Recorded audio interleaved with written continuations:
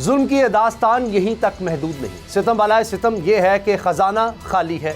बकौल हुकूमत जहर खाने के भी पैसे नहीं, लोग सस्ते आटे के लिए दर बदर हैं, ख्वार हो रहे हैं। हमें बस जो है ना, जैसे मैंने आपको बता दिया कि $0.5 अरब भी नहीं है और ओवरसीज रेमिटेंसेस की 7 दिन से भी कम की ये पाकिस्तान में जो है ना वो तरसीलात जो भेजते हैं ये अमाउंट है। मुल्क की बका दो पे है, लेकिन फर्क किसी को नहीं पड़ रहा। क्यों? हमारी जिद बहुत अहम है, हमारी अना बहुत अहम है कि हमने कह दिया कि इमरान खान नहीं होगा तो नहीं होगा। सब्सक्राइब करें और बेल दबाएं ताकि कोई खबर रह न जाए।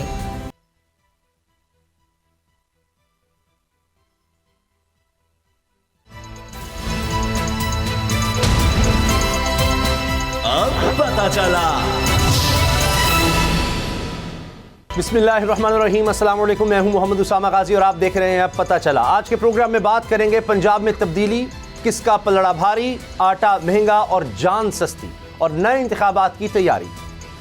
कोई भूखा न सोए का नारा लगाकर पीटीआई हुकूमत ने लंगर खाने शुरू किए तो मुखालफी ने तनकीद करके आसमान सर पर उठा लिया था कि लंगर खाने नहीं कारखाने बनाओ। आज मेरा उन तजर्बाकार नाकदीन से सवाल है कि 13 जमातों की तजर्बाकार हुकूमत ने तो लंगर खाने भी बंद कर दिए और इनकी तजर्बाकारी की बदौलत कारखाने भी बंद हो रहे हैं। अब तनकीद किस पर करनी है? महंगाई मुकाओ मार्च करने वालों की हुकूमत और महंगाई के नए रिकॉर्ड बन रहे हैं। आटा महंगा है और जान सस्ती। कल मीरपुर खास में 7 बच्चों का मजदूर बाप सस्ते आटे के लिए जान की बाजी हार गया। आज नवाब शाह में 3 खवातीन भीड़ में कुचली गई। जुल्म की ये दास्तान यहीं तक महदूद नहीं, सितम वाला सितम ये है कि खजाना खाली है। बकौल हुकूमत जहर खाने के भी पैसे नहीं, लोग सस्ते आटे के लिए दर बदर हैं, ख्वार हो रहे हैं। और दूसरी तरफ हुकूमत ये याशियां हैं कि खत्म होने का नाम नहीं ले रही। खबर मुलाहिजा कीजिए कि हुकूमत ने 165 लग्जरी गाड़ियां मंगवाने के लिए एलसीज खोलने का फैसला किया है। सनतकार कब से दुहाई दे रहे हैं कि खाम माल मंगवाने के लिए एलसीज खोलने की इजाजत दी जाए, मगर हुकूमत नहीं मान रही। खाम माल ना होने से फैक्ट्रियां बंद हो रही हैं, मजदूर बेरोजगार हो रहे हैं, मगर तजर्बाकार मान नहीं रहे। अब ये एलसीज खुलेंगी तो हुक्मरानों के लिए लग्जरी गाड़ियां मंगवाने पर तुफ है ऐसी तजर्बाकारी पर।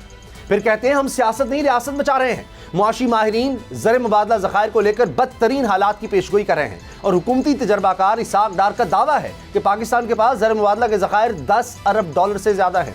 ये सच है या झूठ, इसका पता करेंगे। मुस्तकबिल का मंजरनामा क्या हो सकता है, इस पर भी बात होगी। पहले पंजाब में जो तब्दीली की कोशिश हो रही है उस पर नज़र डालते हैं। सदीक जान और नूर आरफीन मेरे साथ हैं। सदीक, अब हम देख रहे हैं कि इमरान खान साहब अगरचे वो कह रहे हैं जी इलेक्शन वाहिद हल है, बहुत से माहिरीन भी ये कह रहे हैं कि अब और कुछ नहीं हो सकता, लेकिन जो इमरान खान साहब फार्मूला चाह रहे हैं कोई असम्बली तहलील करने का या इत्मीनान का वोट परवेज़ इलाही साहब ले, उस तरफ तो लगता है किसी सूरत नहीं जाने दिया जा रहा। देखें, कल इमरान खान साहब के साथ मुलाकात हुई और बड़ी तफसील से मौजूदा हालात और सूरत हाल पर उनके साथ बात हुई।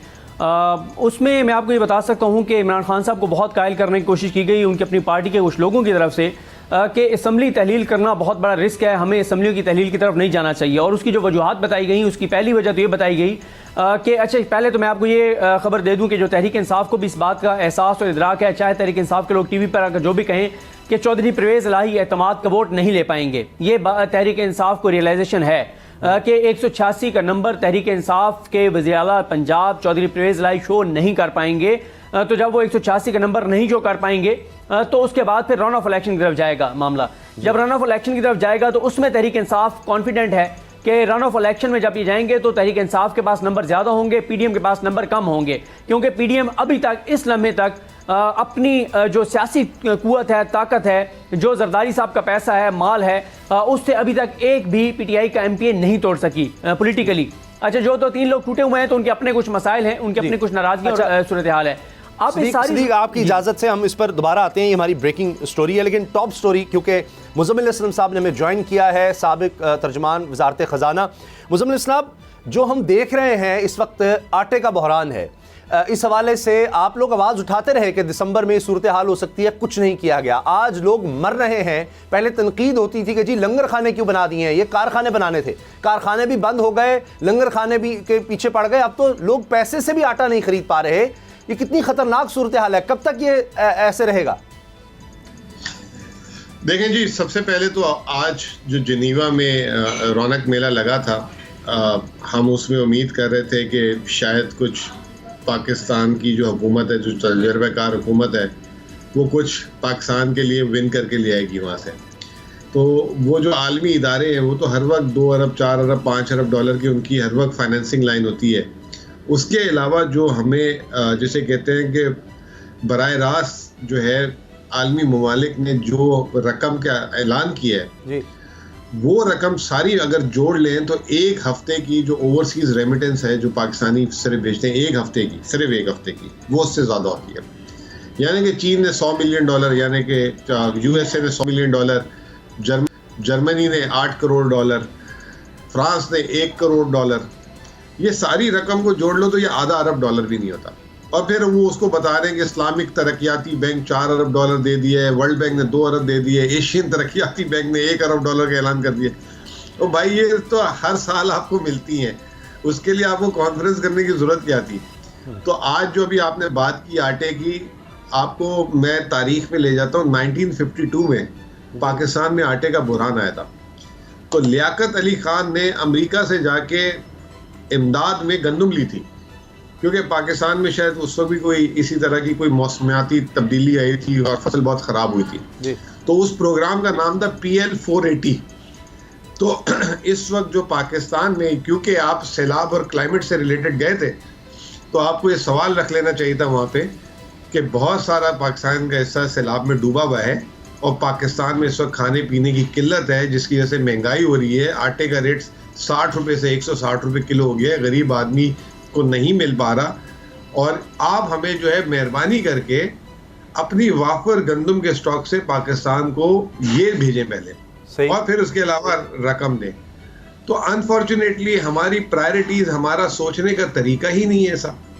हमें बस जो है ना, जैसे मैंने आपको बता दिया कि आधा अरब डॉलर भी नहीं है, और ओवरसीज रेमिटेंसेस की 7 दिन से भी कम की ये पाकिस्तान में जो है ना वो तरसीलात जो भेजते हैं, ये अमाउंट है जी। और हुकूमत जो है वहाँ बैठ के जो है शोर शराबा कर रही है, हमें 7 अरब 8 अरब पता नहीं। वो भाई आएंगे कितने, कब आएंगे? जिसने भी बोला 2 अरब 3 अरब, उसने कहा अगले 3 सालों में मिलेंगे जी। तो इसका मतलब है कि कुछ नहीं आ रहा पाकिस्तान में। तो इस वक्त जो महंगाई की सूरत हाल है जी जी। इस कॉन्फ्रेंस में इनको ये रेस करना चाहिए था कि हमें जो है 5 मिलियन टन, 50 लाख टन या 1 करोड़ टन गंदम आप दें जो हमारी ज़ाया हो गई है इस वक्त हमारे मुल्क में जो जरूरत है, या कपास दें या कोई और चीज देते हैं। जी जी। सूरत हाल बहुत गंभीर है और अल्लाह खैर करे। 2 महीने में रमजान है जी। रमजान पहले आएगा और फसल गंदम की बाद में कटेगी, तो जहन में रखिएगा कि अच्छा। ये इसका कितना बड़ा मुज़म्मिल बुरहान असलम साहब, हमारे ब्यूरो चीफ इस्लामाबाद से सदीक जान मेरे साथ है, वो भी सवाल करेंगे। जो तरजीहात की आपने बात की, 163 गाड़ियां, लग्जरी गाड़ियां फिर मंगवाई जा रही हैं।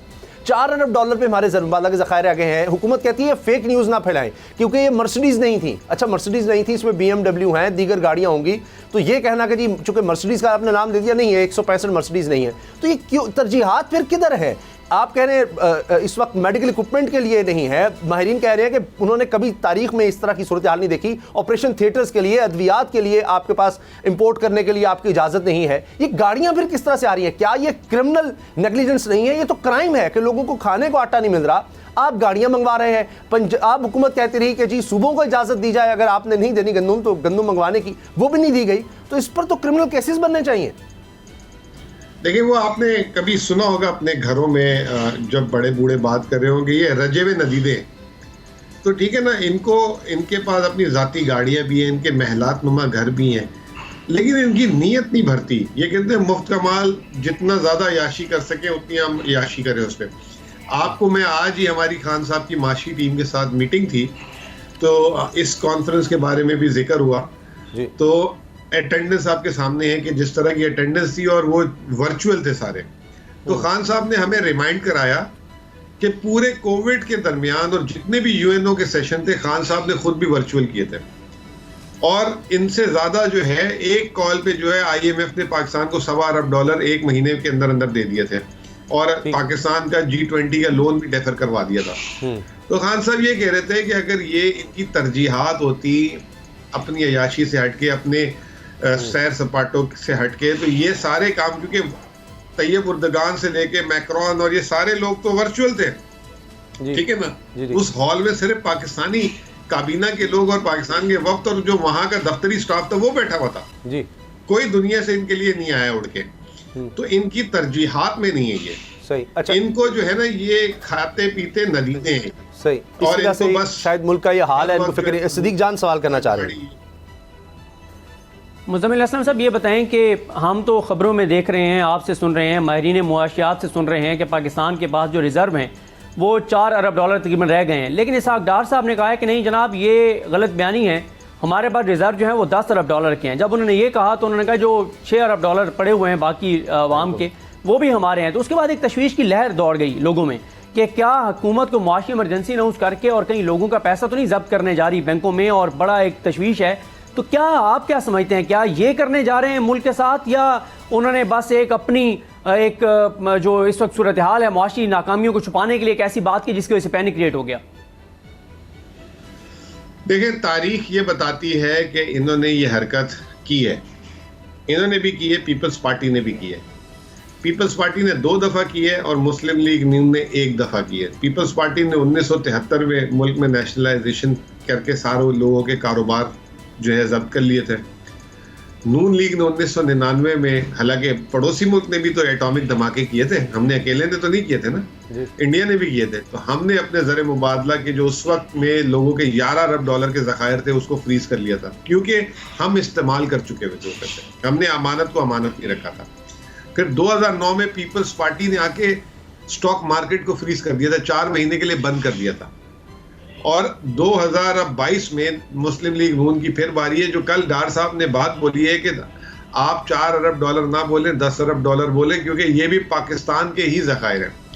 उससे लोगों की जो है ना खतरे की घंटी बज गई है। कहीं ऐसा ना हो कि हमें ऐलान आ जाए कि कोई 15 दिन, महीने के अंदर या 10 दिन के अंदर कि जी अभी फ़िलहाल आप इसको नहीं ले सकते।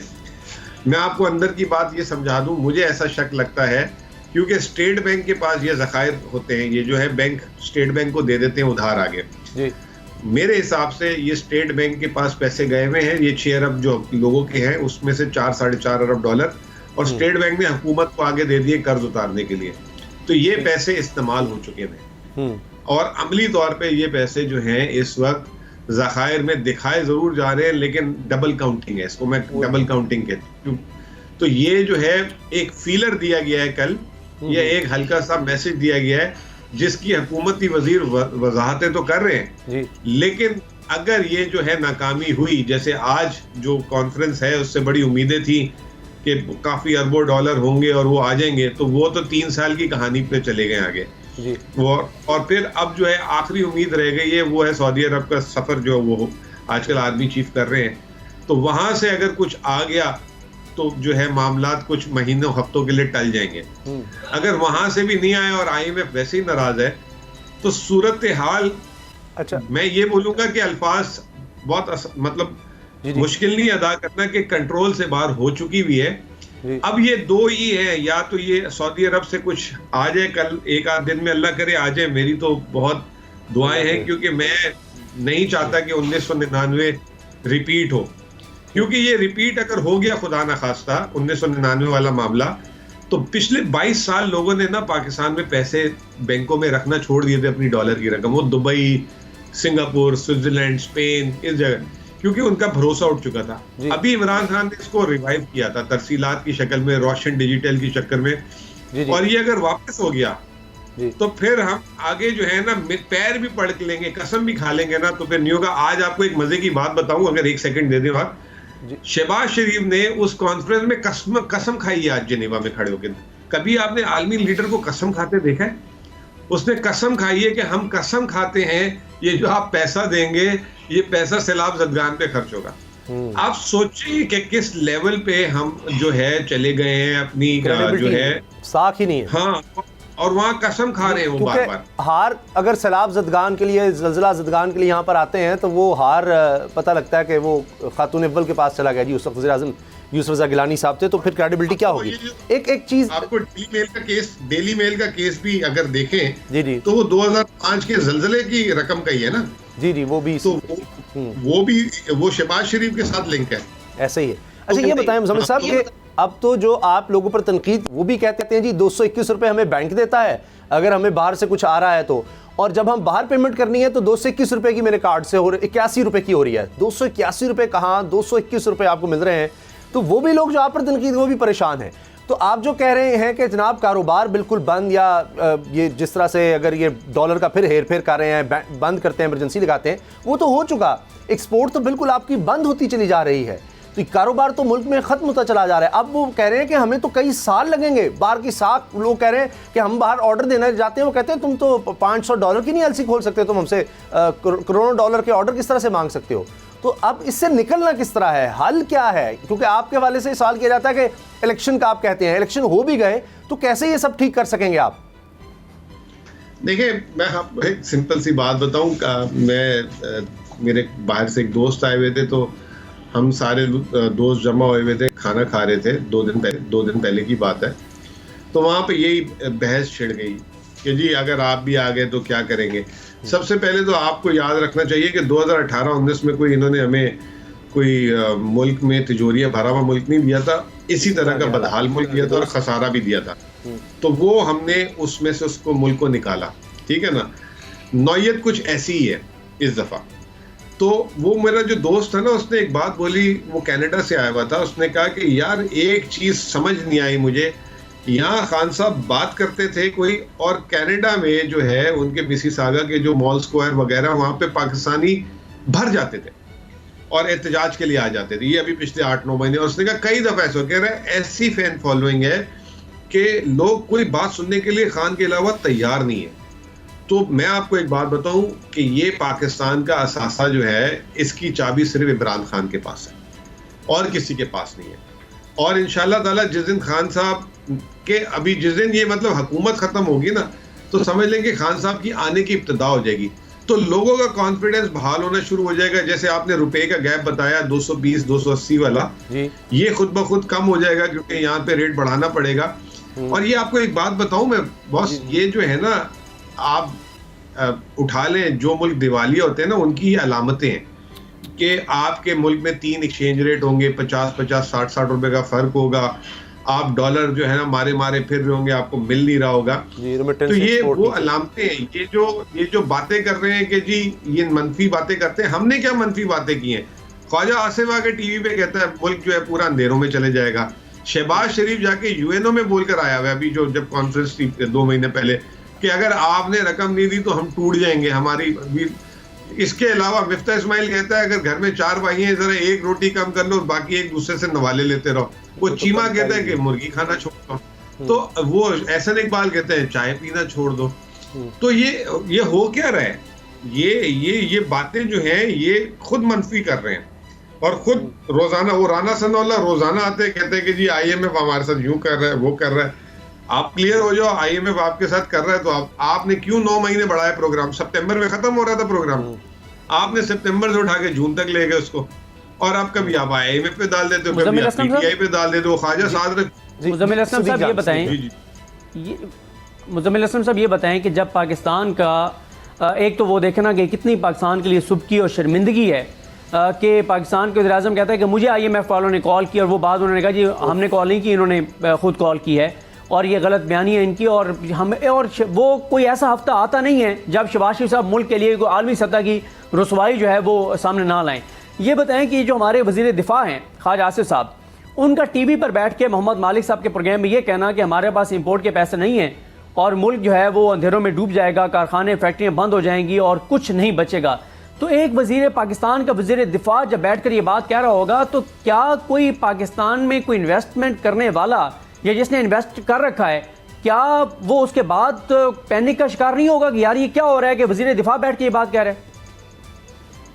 बिल्कुल, देखें ना 100%। ये वही वज़ीर दिफा है जिसने आते ही बोला था कि हमारी तो मईशत हमेशा वेंटिलेटर पे रहती है और उस वेंटिलेटर की जिसे कहते हैं कंट्रोल अमेरिका के हाथ में है। तो ये वही वज़ीर दिफा है। अब आप ये सोचें कि पाकिस्तान में बिजली की रैशनिंग के लिए वो जो है बिजली का वज़ीर, आपको पता है 3 लोग हैं उसमें, शाहिद खाकान अब्बासी उनका लीडर थे, फिर जो है मुसद्दिक मलिक और खुर्रम दस्तगीर, वो तीनों नहीं आए और वज़ीर दिफा से ये ऐलान करवाने पड़े इनको। और फिर वज़ीर दिफा साहब भी मुंह के ऐसे छूट हैं, ज़बान के ऐसे छूट हैं कि उनको समझ ही नहीं आता कि उन्होंने बोलना क्या है। वो इतनी उन्होंने गलत बात बोल दी कि कारखाने बंद हो जाएंगे, मुल्क को ब्लैकआउट कर देंगे। तो आपने तो क्लियर बता दिया ना कि जी अंदर कुछ नहीं है, मतलब अंदर सिर्फ हवा है और अंदर कुछ नहीं है। तो ये जो है उसकी बड़ी नेगेटिविटी हुई है। फिर मुज़म्मिल साहब मेरे पास 1 मिनट है ब्रेक से पहले कि अभी मीटिंग हुई है, पीडीएम की कुछ मतलब जमातें मिलकर बैठी, वहां पर इनकी तरफ से पीपल्स पार्टी का जो इजलास हुआ उसमें ये सजेशन आया कि जी 500 रुपये का पेट्रोल कर दें और 100 रुपये का यूनिट कर दें बिजली का, तो ये हल है। मतलब लोगों से ये कैसे बर्दाश्त करेंगे? ये किस तरह के वहाँ पर बातें हो रही हैं, क्योंकि इनसे कोई भी बात नहीं है, कुछ भी कर सकते हैं। तो क्या ये हल है मुल्क को इस माशी बहरान से निकालने का कि 500 का पेट्रोल कर दो जी, 100 का यूनिट कर दो बिजली का? मैं आपको एक बात बता दूं, अगर ये किया ना तो एक अक्सर हम आम महफिलों में आपस में आप लोग भी सवाल करते हैं कि यार अगर मुल्क में महंगाई होती है तो लोग बाहर आ जाते हैं, बाहर नहीं आते लोग, इसका मतलब है लोग अपना गुजारा कर रहे हैं। तो फिर ये जो काम इन्होंने किया ना, फिर उसके बाद फिर पीटीआई के बस में भी नहीं होगा इनको बचाना। इतना मारेंगे लोग आके, इतना मारेंगे। कराची में तो ऑलरेडी ये गैस और इसके चक्कर में पिछले 3-4 दिनों से बड़ी वो हो रही है, प्रोटेस्ट हो रहे हैं। ये अगर कर दिया ना इन्होंने पेट्रोल और यूनिट वाला काम, तो फिर तो भाई मैं आपको एक बात बता दूं, ये तो मतलब मालदार की भी बस की बात नहीं रहेगी। अवाम जो है ना फिर लीड करेगी, फिर सियासी पार्टी भी कोई नहीं समझा बुझा सकेगी। तो ये एक तरफ कहते हैं, कल मैंने सुना था इसी पीपल्स पार्टी के लोगों से, नबील गबोल किसी प्रोग्राम में, कि मैं पार्टी को कह रहा हूँ कि अब आप निकल जाएं हुकूमत में, ये PMLN का गंद आप अपने सर क्यों ले रहे हैं? गैस नहीं आ रही 15 घंटे, बिजली नहीं आ रही, डर भी है ना कि अलग हुए तो पड़ेगी, ये भी शायद वजह। मुज़म्मिल इस्लाम साहब, माहिर मईशत, साबिक तर्जुमान वज़ारत ख़ज़ाना, बहुत बहुत शुक्रिया, आपने वक्त दिया। ब्रेक है, न्यूज़ अपडेट से, और उसके बाद बात करेंगे कि क्या पंजाब असम्बली तहलील हो सकेगी, एतमाद का वोट वज़ीर आला ले सकेंगे परवेज़ इलाही साहब। ब्रेक के बाद बात करते हैं।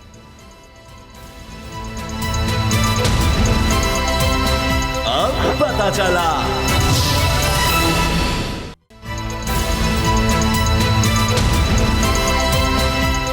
पता चला। शुरू में हम बात कर रहे थे कि किस तरह से असम्बलियाँ तहलील कर पाएंगे इमरान खान साहब या एतमाद का वोट ले पाएंगे, उस बारे में सिद्दीक जान अंदर की बात बता रहे थे। सिद्दीक जान, आप बता रहे थे कि मुश्किल होगा एतमाद का वोट लेना, लेकिन उसके बाद ज़ाहिर है कि रन ऑफ इलेक्शन में जिसके पास मेजॉरिटी होगी उसमें परवेज़ इलाही साहब का पलड़ा भारी नज़र आ रहा है। बिल्कुल ऐसे ही है। देखें, रन ऑफ इलेक्शन में जो PDM है, जो नून लीग पीपल्स पार्टी और उनके इत्तेहादी हैं, उन सबको अब अपने 179 वोट जो हैं वो इंटैक्ट रखने होंगे, और दूसरी तरफ तहरीक इंसाफ के भी 10 वोट जो हैं वो तोड़ने होंगे। तो ये कोई इतना आसान नहीं लगता, ये बहुत मुश्किल है, क्योंकि PMLN के भी कुछ MPs जो हैं वो तहरीक इंसाफ के साथ राब्ते में हैं। बस टिकट्स के ऊपर तहरीक इंसाफ की कमेटी बन गई है कि जिन हलकों से नून लीग के लोग PTI को ज्वाइन करना चाहते हैं, वहाँ जो PTI के पहले टिकट होल्डर हैं उनकी क्या सिचुएशन है, क्या वो जीत सकते हैं, नहीं जीत सकते, उनका तहरीक इंसाफ के साथ तल्लुक कितने अरसे का है, कितने वो नज़रियाती कारकुन हैं, ये सारी चीज़ें देखने के बाद उन हलकों से फैसला होगा कि नून लीग के उन MPs को तहरीक इंसाफ ज्वाइन करवानी या नहीं करवानी। अगर ये फैसला हो जाएगा कि उनको तहरीक इंसाफ ज्वाइन करवानी है, तो उसके बाद फिर ये होगा कि जो वो MPs हैं PMLN के, वो रिज़ाइन कर देंगे। ऐसा नहीं है कि वो एब्सटेन करेंगे, बल्कि वो रिज़ाइन कर देंगे। इस तरह से नून लीग के वैसे नंबर कम हो जाएंगे।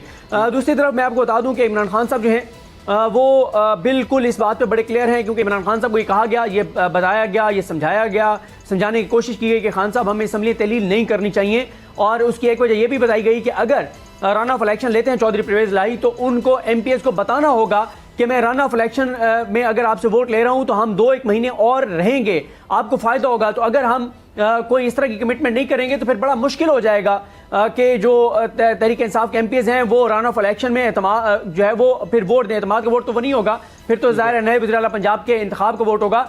लेकिन इमरान खान साहब बिल्कुल क्लियर हैं कि असम्बलियाँ उन्होंने हर सूरत में तहलील करनी है, क्योंकि खान साहब ये समझते हैं कि अगर वो असम्बलियाँ तहलील करने में कामयाब हो जाते हैं तो फिर आम इंतखाबात ही होंगे। ये नहीं हो सकता कि 2 सूबों में इलेक्शन हो और बाकी में ना हो। साथ ही इमरान खान साहब ये समझते हैं कि जितनी देर ये हुकूमत चलेगी, ये जिस तरह की सूरत हाल है कि अब आर्मी चीफ चले गए, $3 अरब वहाँ से आ जाएगा, $1 अरब वहाँ से आ जाएगा, ये कर्जे, वो कहते हैं इस तरह से नहीं चल सकता।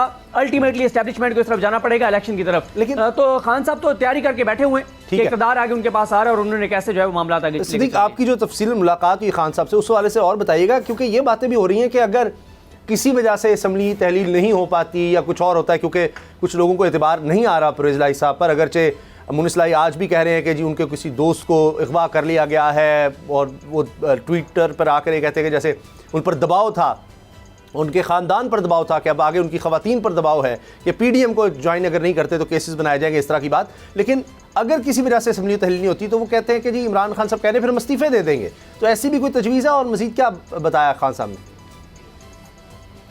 देखें, वो मैंने आपको बताया ना कि वो कहते हैं कुछ भी हो जाए असम्बली हमने तहलील करनी है, और अगर चौधरी परवेज़ लाई असम्बली तहलील नहीं करेंगे तो तहरीक इंसाफ के एमपीएस रिजाइन कर देंगे। जब वो रिजाइन कर देंगे तो फिर भी अक्सरियत नहीं रहेगी चौधरी परवेज़ लाई के पास। अब देखें चौधरी परवेज़ लाई साहब के लिए क्या सिचुएशन है। एक तरफ ये है कि वो ये देखें कि मैं 3 माह और वज़ीर आला पंजाब रह लूँ, 2 माह और रह लूँ, और वो भी वो नहीं रह पाएंगे अगर तहरीक इंसाफ के एमपीएस रिजाइन कर देंगे। ये तो नहीं हो सकता कि जैसे तहरीक इंसाफ के एमपीएस रिजाइन कर दें और फिर भी नून लीग उनको वज़ीर आला पंजाब बना दे, ऐसा नज़र नहीं आता। अच्छा, अगर तहरीक इंसाफ के एमपीएस रिजाइन कर देते हैं फिर चौधरी परवेज़ लाई साहब और काफ लीग के लिए अगला इलेक्शन भी हाथ से निकल जाएगा, क्योंकि देखें ये बात तो बड़ी क्लियर है कि काफ लीग उसी सूरत में आगे दोबारा ये सीटें ले सकती है, ये इससे ज़्यादा ले सकती है अगर तहरीक इंसाफ के साथ सीट एडजस्टमेंट हो। अगर तहरीक इंसाफ के साथ सीट एडजस्टमेंट नहीं होती तो फिर तो उनके अपनी सीटें भी वो नहीं जीत पाएंगे। अभी भी आप देख लें कि जहाँ से वो जीते हैं वहाँ तहरीक इंसाफ ने अपने जो है वो टिकट नहीं दिए थे, वहाँ उनके लोग नहीं खड़े हुए थे। अब इस सारी सूरत हाल में चौधरी परवेज़ लाई साहब के लिए भी ऑप्शन नहीं है, वो उनको असम्बली तहलील करनी पड़ेगी। नहीं करते तो फिर तहरीक इंसाफ के एमपीएस रिजाइन कर देंगे, वो कर देंगे, फिर ना सिर्फ वज़ारत आला जाएगी बल्कि आइंदा की सियासत भी गोल हो जाएगी, आइंदा की सियासत भी चली जाएगी। इसलिए खान साहब कॉन्फिडेंट है कि चौधरी परवेज़ लाई उनके साथ खड़े रहेंगे। और इसमें भी एक चीज़ ये है कि जो परवेज़ लाई साहब हैं वो बहुत सी मसले थे, अभी भी देखते हैं मुख्तलिफ हल्के क्या देख रहे हैं, उनके साथ चल रहे हैं, लेकिन मुनिसलाई साहब ऐसा कुछ नहीं देख रहे। मुनिसलाई पूरी सिंसियरिटी के साथ तहरीक इंसाफ के साथ और इमरान खान के साथ खड़े हुए हैं, और आगे ज़ाहिर है सियासत भी फिर मुनिसलाई की है। और आप ज़ाहिर है आप देख रहे हैं जितने भी सियासतदान हैं वो अपने बच्चों की सियासत को देख रहे हैं। उधर से नवाज शरीफ साहब हैं, उन्होंने मरीम नवाज को चीफ ऑर्गेनाइजर बना दिया, उसके ऊपर अपने तहफ़्फ़ुज़ात हैं पार्टी के अंदर। शहबाज शरीफ आगे हमसे शहबाज को वज़ीर आला पंजाब बनाना चाहते हैं। आज जो पार्लिमानी कमेटी का इजलास था नून लीग का पीपल्स पार्टी का, उसमें बरसे नून लीग के अपने लोग कि यार ये हमजा कोई जो है वो यहाँ पे सब कुछ दिया हुआ था और हमजा बिल्कुल गायब रहे, जिस वजह से तबाही और बर्बादी हो गई है। तो खान साहब बहरहाल ये समझते हैं कि अगले 1 माह के अंदर अंदर फैसला हो जाएगा, इलेक्शन में जाना पड़ेगा। इस तरह से भीख पे मुल्क नहीं चल सकता कि आर्मी चीफ इधर चले जाएं पैसे ले आएं, उधर चले जाएं पैसे ले आएं, इस तरह से मुल्क नहीं चल सकता। और मैं आपको ये भी बता दूं, जो मौजूदा हुकूमत है इसने एस्टेब्लिशमेंट को ये कहा हुआ था कि 9 जनवरी यानी आज जो डोनर कॉन्फ्रेंस हो रही है उसमें पता नहीं कितने अरब डॉलर हम ले आएंगे। ये आज की डोनर कॉन्फ्रेंस जब इख्तिताम होगा, इसका जो आलामिया आएगा, इसमें जो टोटल प्लेजेस होंगे, पैसे कितने आने की कमिटमेंट है, कितने अरसे में है, ये चीज़ भी इस हुकूमत के मुस्तकबिल का फैसला करेगी। और अगली जो कोर कमांडर कॉन्फ्रेंस होगी वो भी बहुत अहम होगी, क्योंकि पहले 2 रोज़ा कोर कमांडर कॉन्फ्रेंस हुई, उसके बाद 2 रोज़ा कौमी इस्लामी कमेटी की इजलास हुआ। अब ये 9 जनवरी है, आर्मी चीफ सऊदी अरब में है, आगे यूएई का दौरा करें शहबाज शरीफ, आर्मी चीफ और वज़ीर खारजा। इसके बाद जो कोर कमांडर कॉन्फ्रेंस होगी, क्योंकि फैसले एस्टैब्लिशमेंट ने करने इस मुल्क में, सियासतदानों ने नहीं करने, ना ही हुकूमत खुद आएगी ना ये घर जाएगी, इनको लाया गया था, इनको भेजा जाएगा। तो अगली कोर कमांडर कॉन्फ्रेंस में इनके मुस्तकबिल का फैसला हो जाएगा। अगर सिद्दीक अब इनसाइड स्टोरी पर हम आए तो जो बात आपने की है वहीं से ये जुड़ती है। पीपल्स पार्टी की तरफ इस वक्त परिंदे उड़ उड़ कर जा रहे हैं, तो है बलूचिस्तान अवामी पार्टी तब्दीली फिर बलूचिस्तान से शुरू हो रही है, सबका रुख पीपल्स पार्टी की तरफ है। जनूबी पंजाब में तब्दीली लाने की कोशिश हो रही है, चाहे मुगैया हो रही है, जहांगीर तरीन, अलीम खान, चौधरी सरवर, ये सब इकट्ठे हो रहे हैं। अगरचे वो डिनाई करते हैं लेकिन इस तरह की बात तो हो रही है और ये खेल तो खेला जा रहा है। तज्जियाकार ये कह रहे हैं कि जी इमरान खान साहब जो हैं वो अब किसी सूरत सिस्टम में नहीं आ सकते, ये फैसला हो चुका है। तो ये बातें भी की जा रही हैं। मुस्तकबिल की सियासत को देखें तो सब लोग छोड़ छोड़ कर पार्टीज इमरान खान की तरफ भी आ रहे हैं, लेकिन ऐसे लगता है कि कुछ ताकतें दूसरी तरफ काम कर रही हैं कि किसी भी सूरत इमरान खान ना आ जाए। तो ये भी तो हमें नज़र आ रहा है कि इंतखाबात की तैयारी नज़र आती है तो सबको कहा जा रहा है कि पीपल्स पार्टी की तरफ जाओ, या कम अज़ कम ऐसी धड़ेबंदी हो कि किसी तरह से तहरीक इंसाफ कमज़ोर हो सके। देखिए, ये पीपल्स पार्टी की स्टोरी है। पीपल्स पार्टी के लोगों से जब आप मिलते हैं ऑफ कैमरा, जब ऑफ द रिकॉर्ड बातें होती हैं तो वो ये कहते हैं कि एस्टेब्लिशमेंट ये कहती है, ये समझती है, ये नई की बात नहीं कर रहे, पुरानी एस्टेब्लिशमेंट का उनका ख्याल है जो 30 नवंबर से पहले का जो सेटअप था वो ये कहते हैं कि उस एस्टेब्लिशमेंट का ये कहना था कि अगर हमें आगे मुस्तकबिल में, ज़ाहिर है मुस्तकबिल में कौन है, हमारी बदकिस्मती है ना कि देखें नून लीग के अंदर, नून लीग के बड़े बड़े लीडर्स जिनके बच्चों से भी कम उम्र की हैं, मरीम नवाज साहबा जो है, और ये हमजा शहबाज और ये सारे जो जिन्होंने सारी जिंदगियां दे दी हैं, वो भी ये कहते हैं कि जी हम भी इनके खादिम और नौकर, हमारी आल औलाद भी इनकी औलाद के खादिम और नौकर। तो इसका मतलब यही है कि नून लीग में फ्यूचर जो है वो मरीम नवाज साहबा का, हमजा शहबाज का, सलमान शहबाज का, जुनैद सफदर उनका है। पीपल्स पार्टी में बिलावल साहब की जो बहनें हैं, जो उनके बच्चे हैं, उनका है। तो अब इस सूरत हाल में पीपल्स पार्टी ये कहती है कि जब इस्टेब्लिशमेंट से बात होती है तो इस्टेब्लिशमेंट कहती है कि अगर हमें फ्यूचर का फैसला करना हो मरियम नवाज और बिलावल और हमजा में से तो बिलावल हमें पसंद है।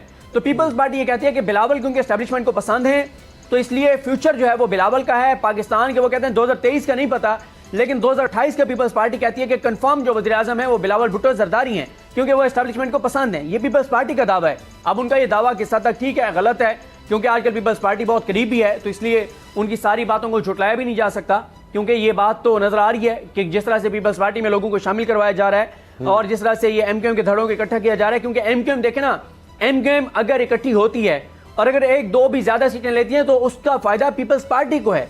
उसका पीपल्स पार्टी को ये फायदा है कि एमक्यूएम आप इमरान खान के साथ तो जाने से रही। और आपको एक अहम खबर ये भी दे दूं जो मैं मिस कर गया था, खान साहब ने हमारे साथ मुलाकात में ये बात वाज़ेह की कि अगर उनको कमज़ोर हुकूमत मिली तो इमरान खान वो कमज़ोर हुकूमत नहीं लेंगे। वो इस तरह से ये जो इत्तेहादियों के साथ मिलकर इक़्तिदार लेने वाला काम नहीं करेंगे। अगर उनको मेजॉरिटी ना मिली, अगर वो अकेले तहरीक इंसाफ के पास मेजॉरिटी ना हुई तो इमरान खान वो हुकूमत नहीं लेंगे, क्योंकि वो ये समझते हैं कि जो है वो इस तरह से जोड़ तोड़ की हुकूमत बनाकर आप पाकिस्तान के मसाइल हल नहीं कर सकते। ये भी उन्होंने वाज़ेह कहा है कि अगर उनको कमज़ोर हुकूमत मिली तो वो नहीं लेंगे। तो इस सारी सूरत हाल में अगर बलूचिस्तान अवामी पार्टी को इधर शामिल कर दिया जाता है, कुछ और विनिंग हासिस को पीपल्स पार्टी में शामिल कर दिया जाता है, कुछ को आज़ाद लड़वा दिया जाता है, एमक्यूएम को इकट्ठा कर दिया जाता है, ये बाकियों को भी इकट्ठा करने की बात हो रही है, तो ये सारा जोड़ तोड़ पीपल्स पार्टी ये समझती है कि इसके बेनिफिशरी बिलावल भुट्टो जरदारी होंगे। और यहाँ पर आप याद करें मरियम नवाज साहिबा का वो ट्वीट जिसमें उन्होंने कहा था कि बिलावल न्याय पालक है, बिलावल को गोद ले लिया गया है। फिर जिसके जवाब में बिलावल ने कहा था कि जनाब हमारी रगों में वो खून नहीं है, वो लाहौर के खानदान की रगों में वो खून दौड़ता है जो सिलेक्ट होने वाला है और जो गोद में बैठने वाला है। लेकिन फिर वक्त ने ये साबित किया कि दोनों गोद में बैठे, एक राइट साइड पे एक लेफ्ट साइड पे पीपल्स पार्टी भी और नून लीग। एक बात सिद्दीक, जितने भी हम सर्वेज देख रहे हैं, चले सर्वेज अपनी जगह वो तो एक स्टैट्स होते हैं, देख रहे हैं वो तो एक वाज़ेह हमारे पास फैक्ट्स आ गए ना कि 75% सीटें, चाहे वो बल्दियाती इलेक्शन खैबर पख्तूनख्वा के हैं, ज़िमनी इलेक्शन चाहे कौमी असम्बली के हैं, पंजाब असम्बली के हैं, पंजाब हुकूमत में तब्दीली हमने देख ली, तो ये कितना मुश्किल होगा अगर 75% एक तरफ सीट्स जा रही हैं तो उनको, और तब से हालात बदतर हो गए हैं। ये तब की सीट्स हैं जब आटा 160 रुपए का नहीं था, जब यहाँ पर मुर्गी और अंडा ये इनकी कीमतें आसमान पर नहीं थी। अब तेल और घी की कीमतों का कहा जा रहा है कि उनकी भी आसमान से बातें, हर चीज़ अभी ऊपर जा रही है, पता नहीं कब तक। तो अब तो और ज़्यादा हालात ख़राब हो चुके हैं, तो कितना मुश्किल होगा मैनिपुलेट करना इस दफ़ा इलेक्शंस को। देखें, पीपल्स पार्टी और नून लीग ये समझती हैं कि इमरान खान की इस्टेब्लिशमेंट से जिस हद तक लड़ाई हो चुकी है, इस्टेब्लिशमेंट कभी इमरान खान को नहीं आने देगी। जब इस्टेब्लिशमेंट इमरान खान का रास्ता रोकेगी तो हम बेनिफिशरी होंगे। दूसरा, पीपल्स पार्टी और नून लीग अब आवाम का नहीं सोचते, वो सिर्फ इस्टेब्लिशमेंट को सोचते हैं कि इस्टेब्लिशमेंट को कैसे खुश रखना है, उनको नाराज़ नहीं होने देना। और मियां नवाज शरीफ का भी यही हुक्म है कि इस्टेब्लिशमेंट को नाराज़ नहीं होने देना, वो जो कहते हैं वही आपने मानना है, क्योंकि इनको पता है कि ना ये अवाम के वोटों से आए थे, ना इनके पास अवामी मैंडेट है, ना ये अवाम के वोटों से वापस आ सकते हैं। ये समझते हैं कि क्योंकि इस्टेब्लिशमेंट की इमरान खान से लड़ाई है, वो उसका रास्ता रोकेंगे, हमें जितवाएंगे। और इस्टेब्लिशमेंट की अब ये फ़र्ज़ है, ये जिम्मेदारी है कि इस्टेब्लिशमेंट ने हमें ही लाने हैं, तो वो उनको अवाम की कोई फिक्र नहीं है। साथ ही उनका ये ख्याल है कि क्योंकि अवाम जो है वो जूते खाने की आदी हो चुकी है, अवाम बाहर निकल नहीं पाती, अवाम बाहर निकलती नहीं है, अवाम सोशल मीडिया पे एहतजाज करती रहती है, अवाम सिर्फ बातों की हद तक एहतजाज करती है, तो इसलिए कोई मसला नहीं है, तबाही करते जाओ, बर्बादी करते जाओ, बस अगर यही सोच है तो फिर अब जिस तरह कि अब 15 जनवरी को बल्दियाती इलेक्शन होने जा रहे हैं कराची हैदराबाद में, तो क्या एमक्यूएम इसीलिए चाह रही है ना हो, क्या एक दफ़ा फिर ये मुलतवी करवा लिए जाएंगे, क्योंकि कितना अवाम के जज्बात को रोका जाएगा, इस पर हम ब्रेक के बाद बात करेंगे।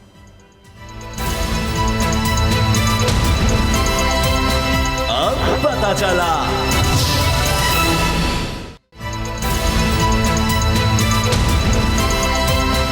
अब पता चला। वायरल स्टोरी में हम बात करेंगे एमक्यूएम के लिए अब एक बहुत बड़ा इम्तिहान बन गया है। एमक्यूएम कहती है जी कराची का और सिंध के शहरी इलाकों का मैंडेट हमारा है और ये चोरी करके तहरीक इंसाफ को दिया गया। अब सारे मिलकर एमक्यूएम, पाकिस्तान पीपल्स पार्टी, मौलाना फजलुर रहमान साहब, अवामी नेशनल पार्टी, नून लीग, ये भी अब सब मिलकर तहरीक इंसाफ का मुकाबला कराची और शहरी इलाकों में भी नहीं कर पा रहे और बल्दियाती इलेक्शन से अब मुसलसल फरार की तरफ है।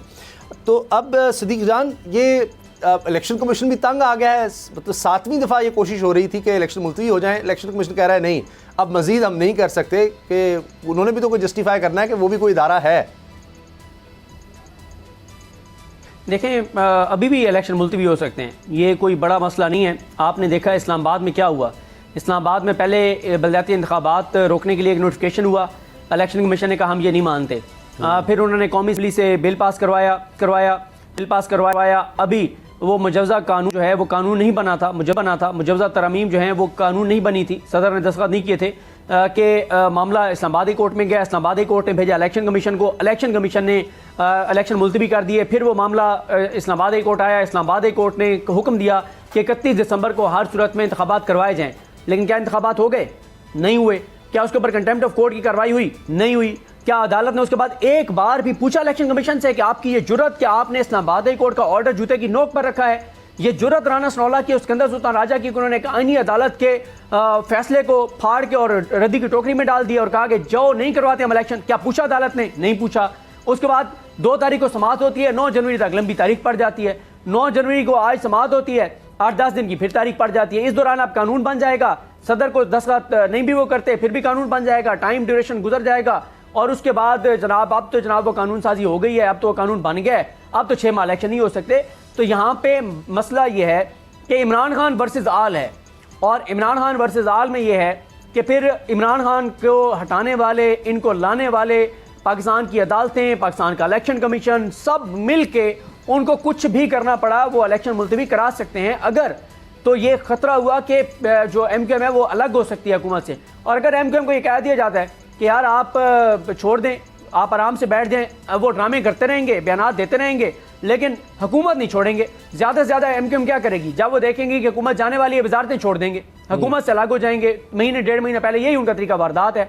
तो मेरा नहीं ख्याल कि दोनों, ये भी हो सकता है कि इलेक्शन मुलतवी करवा दिए जाएँ, और अगर वो नहीं भी होते तो कोई ज़्यादा परेशानी की बात नहीं है। MQM घर की है और MQM को जहाँ पे बिठाया गया है, जिस इक़्तिदार के बिस्तर पर लिटाया गया है, जिनकी गोद में बिठाया गया है, MQM वहाँ से ना उठने वाली है ना निकलने वाली है। MQM की कोई परेशानी नहीं है। बाकी ज़ाहिर है वो बयानात नहीं देंगे तो फिर वो पार्टी ना हुई। बयानात वो देंगे, आपके प्रोग्राम की स्टोरीज भी बनती रहेंगी, ज़रा मीडिया पे शुगल भी चलता रहेगा, उनके फ़ोटो भी चलती रहेंगे, उनकी वीडियोज़ भी चलती रहेंगी, वो नज़र भी आते रहेंगे टीवी पे, ज़रा शुगल लगा रहेगा। लेकिन MQM जो है वो जिनके हाथ में है, हुकूमत उन्हीं की है, उन्होंने MQM के अंदर शामिल करवाया है। MQM की सियासी तौर पे इतनी औकात ही नहीं है कि MQM अलग हो, और MQM अगर होगी भी तो उधर से इजाज़त लेने के बाद होगी, और अलग जब होगी भी तो वह हुकूमत से अलग नहीं होगी, वो वजारतें ज़रूर छोड़ देगी। और अगर वह हुकूमत से अलग भी हो जाते हैं तो एक ऐसे मौके पर अलग होंगे जब ये नज़र आ रहा होगा कि आप मामला इलेक्शन की तरफ जा रहे हैं।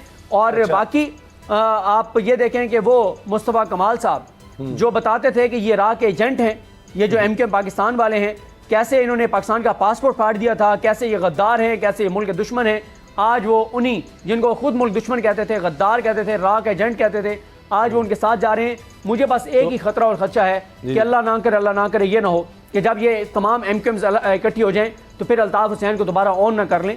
तो ये एक खतरा जरूर है, फिर कराची में बोरीबंद लाशें, तबाही, बर्बादी, दहशतगर्दी वापस आ जाएगी। लेकिन जो इस वक्त हमने पिछले 1 साल से लगभग 8-10 माह से होते देखा है, तो कोई बईद नहीं, कुछ भी हो सकता है यहाँ पर। लेकिन हमने देखा है इससे सिद्दीक जान, जो भी ये फार्मूला अपनाया गया, तजर्बा किया गया, इसमें मईशत तो ज़ाहिर तबाह हुई, लेकिन पाकिस्तान सियासी तौर पर बड़ा इसको नुकसान हुआ है, आइनी तौर पर बड़ा नुकसान हुआ है। आप चाहे सहाफ़त को देख लें, समाज में देख लें, हर तरह से हम बड़ी तेज़ी से नीचे गए हैं। यानी कहीं हमें लगता था अमीरियत के दौर में 10 साल लगते हैं जहाँ पहुँचने में, यहाँ तो हम 8-10 माह में वो गए बड़ी तेज़ी से। तो ये इसको अगर आगे ले जाना है, लोगों से अब उनकी छीन लेना है बात करने का, या इलेक्शन की जो बात है, अगर इस्लामाबाद में नहीं हो सकते, आप किसी तरह के इलेक्शन नहीं करवा रहे, तो ये तो पाकिस्तान को खुदा न खास्ता कमज़ोर किया जा रहा है इस तरह से। अब जितनी भी अहम मीटिंग्स होती हैं उनमें तो यही बात होती है कि जब तक मुआशी खुद मुख्तारी नहीं होगी तो आपकी कौमी खुद मुख्तारी, मुल्क के हवाले से मुल्क भी कमज़ोर होता है। तो जब आप लोगों से ही हक छीन लेंगे, इलेक्शन की तरफ नहीं जा रहे, आप लोगों की बात ही नहीं सुन रहे, अवाम में जाना नहीं चाह रहे, तो ये तो मुल्क को कमज़ोर कर रहे हैं आप। फिर देखें, एक पाकिस्तानी के तौर पे जब मैं देखता हूँ जो इंडिया में इस वक्त पाकिस्तान में रोटी की कीमत, पाकिस्तान में आटे के बहरान, पाकिस्तान में बेरोज़गारी, और वो 1600 सीटों के ऊपर 25-30 हज़ार नौजवानों का इस्लामाबाद में इम्तिहान देना, जब इसके ऊपर मैं इंडिया की रिपोर्टिंग देखता हूँ तो एक एज ए पाकिस्तानी मेरा खून खोलता है कि हमारा मुल्क कहाँ से कहाँ आ गया है और कैसे हमारे मुल्क की तौहीन और तज़हीक की जा रही है। लेकिन फ़ैसला करने वालों को कोई फ़र्क नहीं पड़ रहा, उनको कोई इसमें मसला नहीं है। देखें, जिस तरह से पाकिस्तान ये 23 करोड़ का मुल्क चलाया जा रहा है ना, ज़िद और अना के साथ, इस तरह एक घर नहीं चल सकता। इस तरह से एक टीवी प्रोग्राम नहीं चल सकता, मुझे बताइए हमारा एक प्रोग्राम है और हमारे ये प्रोग्राम अगर इसकी टीम के किसी मेंबर की वजह से या हमारे पार्टिसिपेंट किसी की वजह से अगर अच्छी रेटिंग आ रही है और मेरा उसके साथ जाती मसला है और मैं कहता हूँ जी ये नहीं बैठेगा प्रोग्राम में, ठीक है, उसके चाहे उसके लिए प्रोग्राम की रेटिंग गिर जाए, प्रोग्राम देखे कोई नहीं, उसकी क्वालिटी कंप्रोमाइज हो जाए, सब कुछ, लेकिन जिद और अना है कि जी ये नहीं बैठेगा। तो इस तरह से जिद और अना के साथ तो एक टीवी प्रोग्राम नहीं चल सकता। यहाँ पे मुल्क चलाया जा रहा है और कोई एहसास और इदराक नहीं है। मैं सोच रहा था कि क्या ये कोई रिपोर्टिंग नहीं देख रहा जो इंडिया इस वक्त रिपोर्टिंग कर रहा है पाकिस्तान में आटे के ऊपर। मुझे बताएं उसामा गाजी साहब, 1100 अरब की इन्होंने लूट मार इन्होंने जस्टिफाई करवा ली है। अगर 5 अरब रुपया ये आटे पे लगा दें और कहीं कितना वाफर मिकदार में आटा रखवा दें दुकानों पे लाइने में खवातीन को, बुजुर्गों को, बच्चों को ना लगना पड़े और कोई पाँव के नीचे आके और अपनी जान ना गंवाए, तो क्या हो जाएगा? 5 अरब लगा दें यार, 1100 अरब आपने माफ करवा लिए हैं, ठीक है, 5 अरब तो अवाम के लिए खर्च कर दो, आटा तो अवाम को दे दो, अवाम को जिंदा तो रहने दो, अवाम को सांस तो लेने दो, लेकिन किसी को कोई फर्क नहीं पड़ रहा। क्यों? इस वक्त हमारी रियासत का एक ही मसला है, इमरान खान को नहीं आने देना, इमरान खान को नायल करवाना है, इमरान खान का रास्ता रोकना है, उसकी ऑडियोज और वीडियोस बना के जारी करनी है, उसको गंदा करना है, उसकी तजलील करनी है, उसकी तज़हीक करनी है। खुदा का वास्ता है यार, इमरान खान से निकल आए, मुल्क को सोच लें। 23 करोड़ का मुल्क है, मुल्क का थोड़ा सा सोच लें। कल डॉक्टर जुबैर साहब जो माहिरीन मुआशियात हैं वो ये बात कह रहे थे, मेरी शायद हिम्मत जुर्रत ना होती कि मैं ये बात करता। डॉक्टर जुबैर साहब कह रहे थे कि पाकिस्तान की सलामती को इस वक्त बहुत बड़ा खतरा है। माहिरीन मुआशियात कह रहे हैं कि मुल्क की सलामती इस वक्त दाव पे है, मुल्क की बका दाव पे है, लेकिन फर्क किसी को नहीं पड़ रहा। क्यों? हमारी जिद बहुत आम है, हमारी अना बहुत आम है कि हमने कह दिया कि इमरान खान नहीं होगा तो नहीं होगा। मुल्क खुदा न खासा टूटता है टूट जाए, इसकी बुनियादें खोखली होती हैं हो जाए, मुल्क तबाह होते हो जाए, बर्बाद हो जाए। आपने फैसला करना है, आपने अपनी जिद बचानी है, अना बचानी है या मुल्क बचाना है, फैसला कर लें। और अगर आपकी जिद और अना ज्यादा आपको मुकद्दम है, ज्यादा मुल्क से आम है, तो अच्छी बात है, आप बचा लें अपनी जिद और अना। क्योंकि जो भी इस वक्त जो मुल्क को बचा सकते हैं उनको इस बात का पता है कि अल्लाह ना करे अगर इस मुल्क को कुछ हुआ तो उनको तो कोई फर्क नहीं पड़ता, वो तो 1 मिनट में टिकट कटाएंगे पाकिस्तान से बाहर। ये जो सारे इस वक्त मुसल्लत हैं पाकिस्तान पे, इनमें देखें इनमें से कितनों के बच्चे पाकिस्तान में, इनमें से कितनों के असास ज्यादा हैं पाकिस्तान में। इनको तो फायदा होता है जब भी डॉलर ऊपर जाता है, जब भी रुपया कमजोर होता है, क्योंकि इनके बाहर असास ज्यादा बढ़ जाती हैं। तो इस वक्त मुल्क का बहरहाल कोई नहीं सोच रहा, अपनी जिद अना का सोचा जा रहा है और एक ही पाकिस्तान का इस वक्त दुश्मन है जिसका नाम इमरान खान है, उसका रास्ता रोकना है। उसके लिए हमें मुल्क में कोई भी मुल्क की कीमत अदा करनी पड़े, अवाम को जो भी कीमत अदा करनी पड़े। 8-10 महीने में ये जो सोच है इमरान खान माइनस करने की बड़ी महंगी पड़ी है। अगर एक शख्स है और वो पॉपुलर है, आप इलेक्शन करवा कर देख लें, क्योंकि अब वाहिद हल इलेक्शन नज़र आ रहा है, सब ये बात मानते हैं। लेकिन अगर ज़िद और अना ही है तो देख लीजिए 8 महीने 9 महीने में कहाँ तक पहुँचाया है। फिर अगर इसको और ज़्यादा आगे लेकर जाना है तो फिर फैसला साथ खुद ही फिर सोच लें। प्रोग्राम देखने का शुक्रिया, इजाज़त दीजिए, अल्लाह हाफ़िज़। अब पता चला।